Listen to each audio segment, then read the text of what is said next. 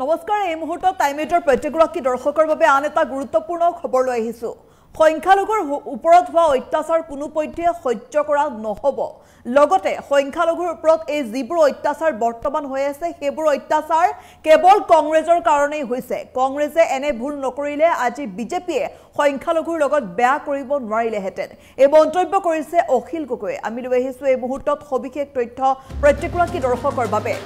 গোৱালপাৰা আৰু চাপৰৰ উচ্ছেদক লৈ বিধায়ক অখিল গগৈ এটা ডাঙৰ মন্তব্য কৰা দেখিবলৈ পোৱা গৈছে একমাত্ৰ কংগ্ৰেছৰ দুখৰ বাবেহে আজি সংখ্যালঘুসকলৰ এই দুৰ্দশা হৈছে বুলি মন্তব্য কৰিছে অখিল গগৈ লগতে কৈছে যে দেশৰ ৭৮ বছৰীয়া শাসনত কংগ্ৰেছে ২৭ বছৰতকৈ অধিক দিন শাসন কৰিলে কিন্তু কংগ্ৰেছে কোনোদিনেই সংখ্যালঘু লোকসকলৰ বাবে একোৱেই নকৰিলে তেওঁলোকক মাটিৰ পট্টাও নিদিলে কংগ্ৰেছে আৰু তেওঁলোকৰ ডি ভোটাৰৰ সমস্যা জটিল কৰি তুলিলে কংগ্ৰেছে কৰা ভুলৰ বাবে বিজেপিয়ে আজি সুযোগ লৈছে বৰ্তমান যিসমূহ অত্যাচাৰ হৈ আছে সংখ্যালঘুৰ ওপৰত সেইসমূহ কেৱল কংগ্ৰেছৰ বাবেহে হৈ আছে বুলি মন্তব্য কৰিছে অখিল গগৈয়ে লগতে কৈছে এই সুযোগ আনি দিলে কেৱল কংগ্ৰেছে কোনোপধ্যে সংখ্যালঘু লোকৰ সমস্যাবিলাক সমাধান নকৰিলে বুলি মন্তব্য কৰিছে অখিল গগৈ আৰু এয়া মন্তব্য হৈছে অখিল গগৈ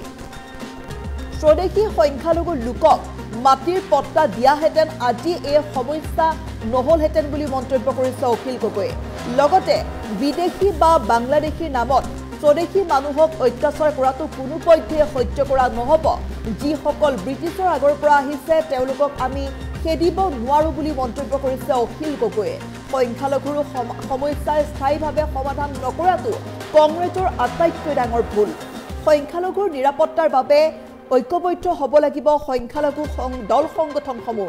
উচ্ছেদস্থলীত উপস্থিত হৈ কংগ্ৰেছক তীব্ৰ আক্ৰমণ কৰিলে অখিল গগৈয়ে আৰু এই মুহূৰ্তৰ এই ডাঙৰ খবৰটো লৈ আহিছো প্ৰত্যেকগৰাকী দৰ্শকক গোৱালপাৰা আৰু চাপৰৰ উচ্ছেদক লৈ বিধায়ক অখিল গগৈয়ে এনে মন্তব্য কৰা দেখিবলৈ পোৱা গৈছে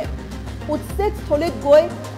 বিধায়ক অখিল গগৈ উপস্থিত হৈছিল যাৰ পাছত উচ্ছেদিত লোকসকলৰ কাষলৈ যায় তেওঁ খবৰ লয় আৰু খবৰ লোৱাৰ পাছতে এইদৰে মন্তব্য আগবঢ়ায় অখিল গগৈয়ে কৈছে বৰ্তমান সংখ্যালঘু লোকসকলৰ ওপৰত যি অত্যাচাৰ চলি আছে যি দুৰ্দশা চলি আছে ইয়াৰ কাৰণ হৈছে কেৱল কংগ্ৰেছ যেতিয়া কংগ্ৰেছে শাসন কৰিছিল বা যেতিয়া কংগ্ৰেছৰ চৰকাৰ আছিল তেতিয়া কংগ্ৰেছে কোনো ধৰণৰ ব্যৱস্থা নললে সংখ্যালঘু লোকসকলক লৈ যাৰ বাবে এতিয়া সংখ্যালঘু লোকসকলে এনে ধৰণৰ দুৰ্দশা ভুগিবলগীয়া হৈছে আৰু কংগ্ৰেছে সংখ্যালঘু লোকসকলক লৈ একো নকৰাৰ বাবে আজি বিজেপিয়ে সুযোগ লৈছে আৰু বিজেপিয়ে সংখ্যালঘু লোকসকলৰ ওপৰত এইদৰে বৰ্বৰ অত্যাচাৰ চলাই গৈছে বুলি মন্তব্য কৰিছে অখিল গগৈয়ে লগতে কৈছে যে স্বদেশীৰ ওপৰত যি অত্যাচাৰ চলি আছে যিসকল ব্ৰিটিছৰ শাসনৰ আগৰ পৰাই ভাৰতবৰ্ষত আছে সেইসকল সংখ্যালঘুৰ লগত আমি অন্যায় হ'বলৈ কেতিয়াও নিদিওঁ আৰু অন্যায় হোৱাটো আমি কেতিয়াও মানি নলওঁ বুলি মন্তব্য কৰিছে অখিল গগৈয়ে লগতে তীব্ৰ সমালোচনা কৰিছে কংগ্ৰেছৰ বাবেই কেৱল কংগ্ৰেছ চৰকাৰৰ বাবেই আজি সংখ্যালঘুৰ এই দুৰ্দশা হৈছে আজি সংখ্যালঘুৰ থকা ঠাইত উচ্ছেদ চলিছে আৰু সংখ্যালঘুবিলাকৰ বিলয় নোহোৱা হৈছে কেৱল কংগ্ৰেছৰ বাবেই বুলি মন্তব্য কৰিছে অখিল গগৈ আমাৰ হাতত অখিল গগৈৰ যিটো মন্তব্য আছে আমি পোনপটীয়াকৈ দৰ্শকসকলক অখিল গগৈ সেই মন্তব্য শুনাবলৈ চেষ্টা কৰিম চৰকাৰৰ দিনতে সংখ্যালঘু মানুহবিলাক যিবিলাক মানুহ স্বদেশী যিবিলাক মানুহ 1971 চনৰ আগত অহা বা ব্ৰিটিছৰ আগতে অহা যিবিলাক মানুহ আছিলে তেওঁলোকক পট্টা দি দিয়া উচিত আছিলে যিবিলাক মানুহ স্বদেশী যিবিলাক বিদেশীক তেওঁলোকক একেবাৰে উচ্ছেদ কৰি বাংলাদেশলৈ পঠিয়াই দিয়া উচিত আছিলে কিন্তু দুৰ্ভাগ্যজনকভাৱে দেশৰ ৭৮ বছৰীয়া শাসনত কংগ্ৰেছে ৬০তকৈ বেছি বছৰ শাসন কৰিলে কিন্তু কংগ্ৰেছে এই সংখ্যালঘু ৰাইজৰ মানুহৰ সমস্যাবিলাক সমাধান নকৰিলে তেওঁলোকক পট্টাও নিদিলে তেওঁলোকৰ ডি ভোটাৰৰ সমস্যা বৰং জটিল কৰি পেলালে তেওঁলোকক বিদেশী সমস্যাটোৰ প্ৰকৃত বিদেশীবিলাকক চিনাক্তকৰণ কৰি তেওঁলোকক খেদাই বাকীবিলাকক ৰক্ষণাবেক্ষণ দিয়া সুৰক্ষিত কৰাৰ ব্যৱস্থাও কংগ্ৰেছে নকৰিলে সেই সুৰক্ষাৰ ব্যৱস্থা নকৰাৰ কাৰণে আজি কি কৰিছে বিজেপিয়ে তাৰ সুযোগ লৈছে এই সুযোগটো আনি দিলে কংগ্ৰেছে কাৰণ কংগ্ৰেছে কোনোপধ্যে সংখ্যালঘু ৰাইজৰ এই সমস্যাবিলাক সমাধান নকৰিলে সংখ্যালঘু ৰাইজক যদি মাটিৰ পট্টা দি থলেহেঁতেন যিসকল স্বদেশী আকৌ দেই মই বাৰম্বাৰ কৈছোঁ বিদেশীৰ পক্ষত আমি কোনোপধ্যে নাই বিদেশীক অসমৰ পৰা খেদিব লাগিব মুখ্যমন্ত্ৰীয়ে যদি কয় যে এখন লিষ্ট উলিয়াই যে এইখিনি বিদেশী আৰু এইখিনিক আমি খেদিম তেতিয়াহ'লে আমিও মুখ্যমন্ত্ৰীৰ লগত আহিম যে এই বিদেশীখিনিক খেদিব লাগে কিন্তু এতিয়া স্বদেশী মানুহৰ ওপৰত অকল সংখ্যালঘু বা মুছলমান বুলি আক্ৰমণ কৰি থাকিলেতো কেতিয়াও সমৰ্থন দিব নোৱাৰোঁ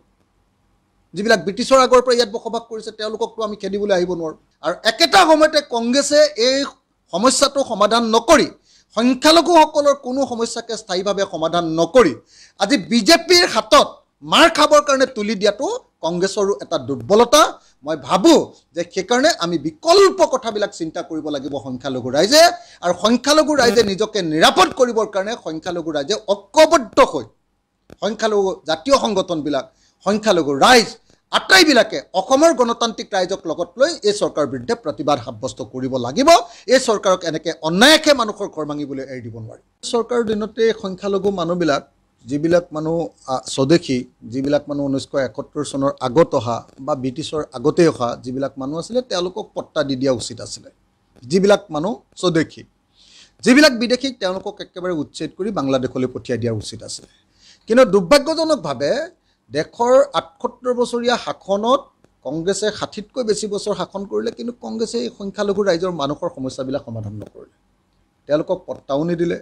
তেওঁলোকৰ ডি ভোটাৰৰ সমস্যা বৰং জটিল কৰি পেলালে তেওঁলোকক বিদেশী সমস্যাটোৰ প্ৰকৃত বিদেশীবিলাকক চিনাক্তকৰণ কৰি তেওঁলোকক খেদাই বাকীবিলাকক ৰক্ষণাবেক্ষণ দিয়া সুৰক্ষিত কৰাৰ ব্যৱস্থাও কংগ্ৰেছে নকৰিলে সেই সুৰক্ষাৰ ব্যৱস্থা নকৰাৰ কাৰণে আজি কি কৰিছে বিজেপিয়ে তাৰ সুযোগ লৈছে বিজেপিয়ে তাৰ সুযোগ লৈছে এই সুযোগটো আনি দিলে কংগ্ৰেছে কাৰণ কংগ্ৰেছে কোনোপধ্যে সংখ্যালঘু ৰাইজৰ এই সমস্যাবিলাক সমাধান নকৰিলে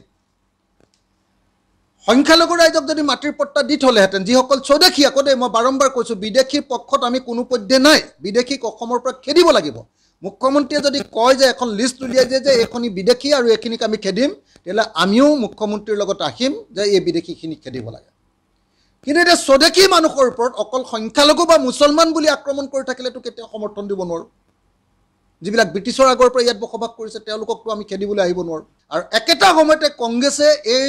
সমস্যাটো সমাধান নকৰি সংখ্যালঘুসকলৰ কোনো সমস্যাকে স্থায়ীভাৱে সমাধান নকৰি আজি বিজেপিৰ হাতত মাৰ খাবৰ কাৰণে তুলি দিয়াটো কংগ্ৰেছৰো এটা দুৰ্বলতা মই ভাবোঁ যে সেইকাৰণে আমি বিকল্প কথাবিলাক চিন্তা কৰিব লাগিব সংখ্যালঘু ৰাইজে আৰু সংখ্যালঘু ৰাইজে নিজকে নিৰাপদ কৰিবৰ কাৰণে সংখ্যালঘু ৰাইজে ঐক্যবদ্ধ হৈ সংখ্যালঘু জাতীয় সংগঠনবিলাক সংখ্যালঘু ৰাইজ আটাইবিলাকে অসমৰ গণতান্ত্ৰিক ৰাইজক লগত লৈ এই চৰকাৰৰ বিৰুদ্ধে প্ৰতিবাদ সাব্যস্ত কৰিব লাগিব এই চৰকাৰক এনেকৈ অন্যায়কে মানুহৰ ঘৰ ভাঙিবলৈ এৰি দিব নোৱাৰি চৰকাৰৰ দিনতে সংখ্যালঘু মানুহবিলাক যিবিলাক মানুহ স্বদেশী যিবিলাক মানুহ 1971 চনৰ আগত অহা বা ব্ৰিটিছৰ আগতে অহা যিবিলাক মানুহ আছিলে তেওঁলোকক পট্টা দি দিয়া উচিত আছিলে যিবিলাক মানুহ স্বদেশী যিবিলাক বিদেশীক তেওঁলোকক একেবাৰে উচ্ছেদ কৰি বাংলাদেশলৈ পঠিয়াই দিয়া উচিত আছিলে কিন্তু দুৰ্ভাগ্যজনকভাৱে দেশৰ 78 বছৰীয়া শাসনত কংগ্ৰেছে 60তকৈ বেছি বছৰ শাসন কৰিলে কিন্তু কংগ্ৰেছে এই সংখ্যালঘু ৰাইজৰ মানুহৰ সমস্যাবিলাক সমাধান নকৰিলে তেওঁলোকক পট্টাও নিদিলে তেওঁলোকৰ ডি ভোটাৰৰ সমস্যা বৰং জটিল কৰি পেলালে তেওঁলোকক বিদেশী সমস্যাটোৰ প্ৰকৃত বিদেশীবিলাকক চিনাক্তকৰণ কৰি তেওঁলোকক খেদাই বাকীবিলাকক ৰক্ষণাবেক্ষণ দিয়া সুৰক্ষিত কৰাৰ ব্যৱস্থাও কংগ্ৰেছে নকৰিলে সেই সুৰক্ষাৰ ব্যৱস্থা নকৰাৰ কাৰণে আজি কি কৰিছে বিজেপিয়ে তাৰ সুযোগ লৈছে বিজেপিয়ে তাৰ সুযোগ লৈছে এই সুযোগটো আনি দিলে কংগ্ৰেছে কাৰণ কংগ্ৰেছে কোনোপধ্যে সংখ্যালঘু ৰাইজৰ এই সমস্যাবিলাক সমাধান নকৰিলে সংখ্যালঘু ৰাইজক যদি মাটিৰ পট্টা দি থলেহেঁতেন যিসকল স্বদেশী আকৌ দেই মই বাৰম্বাৰ কৈছোঁ বিদেশীৰ পক্ষত আমি কোনোপধ্যে নাই বিদেশীক অসমৰ পৰা খেদিব লাগিব মুখ্যমন্ত্ৰীয়ে যদি কয় যে এখন লিষ্ট উলিয়াই যে এইখিনি বিদেশী আৰু এইখিনিক আমি খেদিম তেতিয়াহ'লে আমিও মুখ্যমন্ত্ৰীৰ লগত আহিম যে এই বিদেশীখিনিক খেদিব লাগে কিন্তু এতিয়া স্বদেশী মানুহৰ ওপৰত অকল সংখ্যালঘু বা মুছলমান বুলি আক্ৰমণ কৰি থাকিলেতো কেতিয়াও সমৰ্থন দিব নোৱাৰোঁ যিবিলাক ব্ৰিটিছৰ আগৰ পৰা ইয়াত বসবাস কৰিছে তেওঁলোককতো আমি খেদিবলৈ আহিব নোৱাৰোঁ আৰু একেটা সময়তে কংগ্ৰেছে এই সমস্যাটো সমাধান নকৰি সংখ্যালঘুসকলৰ কোনো সমস্যাকে স্থায়ীভাৱে সমাধান নকৰি আজি বিজেপিৰ হাতত মাৰ খাবৰ কাৰণে তুলি দিয়াটো কংগ্ৰেছৰো এটা দুৰ্বলতা মই ভাবোঁ যে সেইকাৰণে আমি বিকল্প কথাবিলাক চিন্তা কৰিব লাগিব সংখ্যালঘু ৰাইজে আৰু সংখ্যালঘু ৰাইজে নিজকে নিৰাপদ কৰিবৰ কাৰণে সংখ্যালঘু ৰাইজে ঐক্যবদ্ধ হৈ সংখ্যালঘু জাতীয় সংগঠনবিলাক সংখ্যালঘু ৰাইজ আটাইবিলাকে অসমৰ গণতান্ত্ৰিক